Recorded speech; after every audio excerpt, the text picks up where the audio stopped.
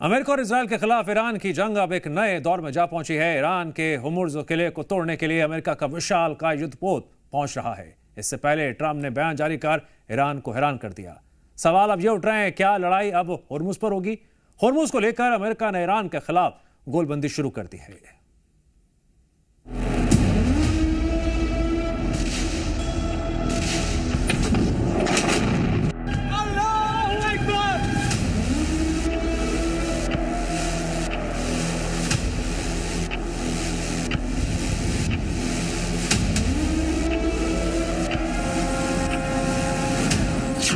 Middle east में महायुद्ध के 23वें दिन ये तय होता दिख रहा है कि असली लड़ाई के पीछे तेल का खेल है।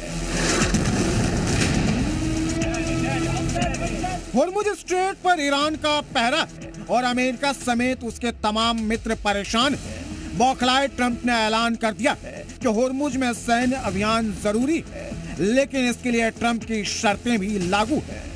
It's a simple military maneuver. It's relatively safe, but you need a lot of help in the sense of you need ships, you need volume. And NATO could help us, but they so far haven't had the courage to do so. But it would be nice if the countries, including China, if the countries that use it, it would be nice if those countries would get involved. America के राष्ट्रपति Trump ने ये बात यूं ही नहीं कह दी है।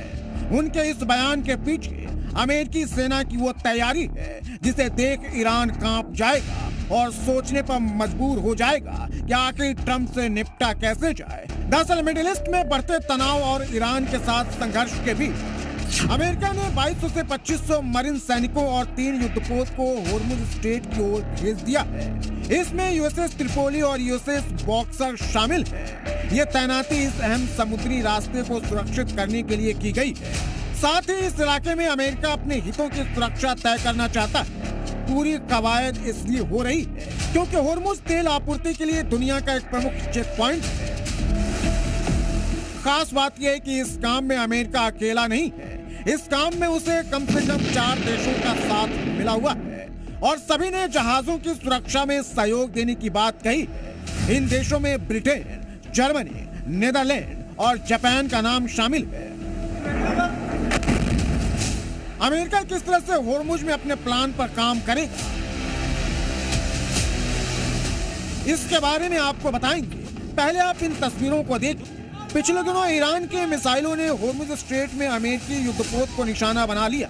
हमले में कई नाविक लापता हो गए। वीडियो में आग की लपटों के साथ आपको अमेरिकी नाकामी भी दिखेगी। इतना ही नहीं, होर्मुज़ में आईआरजीसी नौसेना की मिसाइल ईरान की आईआरजीसी नेवी ने होर्मुज़ स्ट्रेट में एंटी एयर मिसाइल लॉन्च की प्रैक्टिस की। इस लॉन्चिंग के वीडियो को सोशल मीडिया में पोस्ट करना सीधा अमेरिका को संदेश।